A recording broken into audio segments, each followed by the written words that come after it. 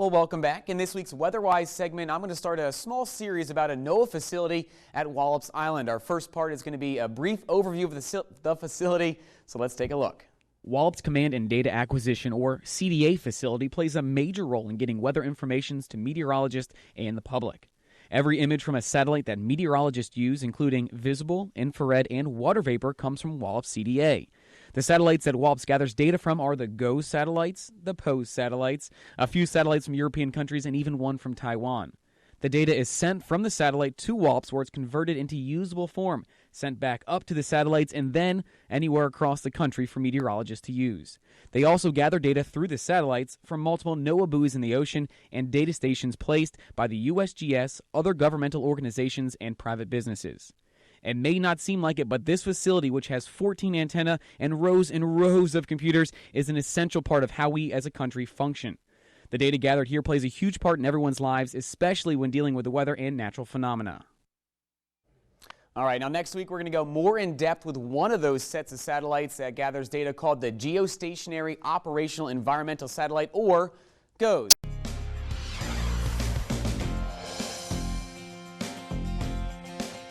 Welcome back. Well, last week I introduced you to the Wallops CDA facility and its important role for the country. Now, this week we're going to be going over the Geostationary Operational Environmental Satellite, or GOES. Let's take a look. The GOES program began in 1975 with the launch of GOES-A, or once it was in orbit, GOES-1. And through the last 40 years, we've gone through 13 GOES satellites. Now, currently, there are 3 active GOES satellites up in space for use. It's a set of 2 main satellites and a spare that are positioned 23,000 miles above the Earth. They are geostationary, meaning that they orbit at the same speed that the Earth spins so that they can continuously view the Americas.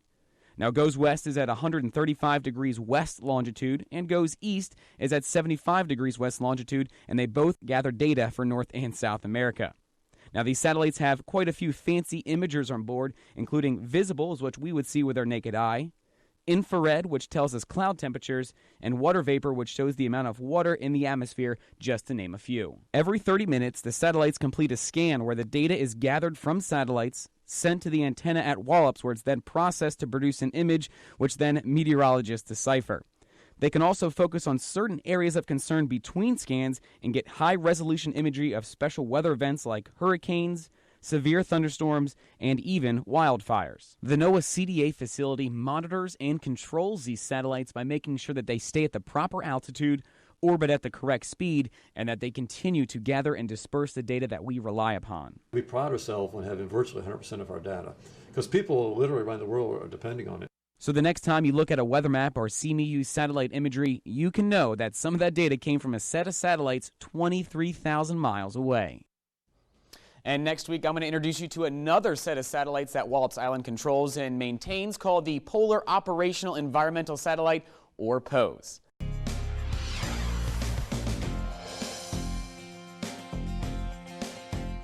A few weeks ago, I introduced you to some satellites 23,000 miles above the Earth called GOES, but this week I'll explain another set of Polar Operational Environmental Satellites called POES. Let's take a look. The Polar Orbiting Satellite Program began in 1960 with TIROS-1, and in 2009, the latest version, NOAA-N Prime, was launched and is now one of the main polar orbiting satellites. NOAA-N Prime is one of 2 main satellites and 3 spares that gather and relay weather information to meteorologists. These satellites are only 500 miles above the surface of the Earth and orbit the Earth in loops at 102-minute intervals. Since they are so close to the Earth, they have to do many passes to get a full picture of Earth's weather. These satellites have an array of instruments that can capture visible imagery, infrared imagery, and microwave imagery. This helps meteorologists with cloud and precipitation monitoring, determining the vegetation index and humidity profiles. Since POES orbits at a lower altitude than GOES, it can get a much higher resolution data and imagery as it makes those passes.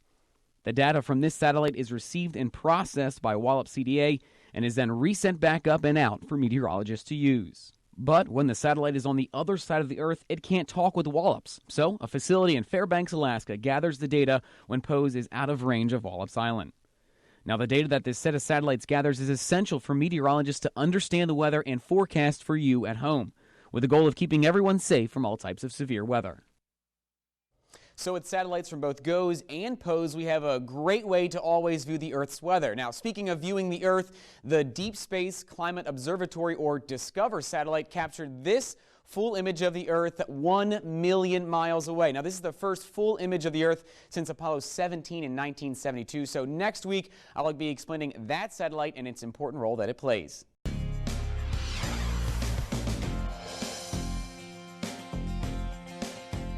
In the last few WeatherWise segments, I talked about satellites that Wallop's CDA facility controls. And this week, I'll introduce you to one that is a long way away from Earth, called the Deep Space Climate Observatory, or DSCOVR.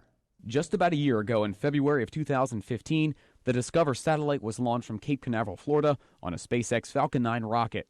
The satellite is now positioned 1 million miles from Earth and 92 million miles from the Sun. This is at an orbit, it's called L1, and that's at the gravitational pull between the Sun and the Earth. And what it's doing, it's looking at the Sun to get to predict solar storms, solar flares. DSCOVR acts as a first line of defense from solar storms with an instrument called the Sun Observing Plasma Magnetometer. This instrument constantly measures solar winds and can give scientists a 15 to 60 minute heads up if there is a solar flare that could become a geomagnetic storm. This is highly important because these flares can cause damage or interruptions to many forms of technology as the solar winds impact the Earth and satellites in orbit. On the other side of the satellite, there are two Earth-observing instruments that provide a fantastic, complete view of the Earth and monitors variations in vegetation, ozone, aerosols, and clouds. In July of 2015, DSCOVR captured this full image of the Earth, the first full image since Apollo 17 in 1972. 2 weeks after that, NASA released this set of images with the moon passing between DSCOVR and the Earth, providing a rare look at the far side of the moon. The CDA facility in Wallops Island, Virginia, monitors and controls the satellite, which is not an easy task since the satellite is 1 million miles away and only 4.5 feet wide and 6 feet long. Thanks to the work that the crews at Wallops Island put in, we have continuous contact with this satellite that helps to provide us with an early warning of a possible damaging geomagnetic storm. Now, if you would like to learn more about this satellite, or you want to see the latest images that DSCOVR has taken, all you have to do is go to this site, epic.gsfc.nasa.gov.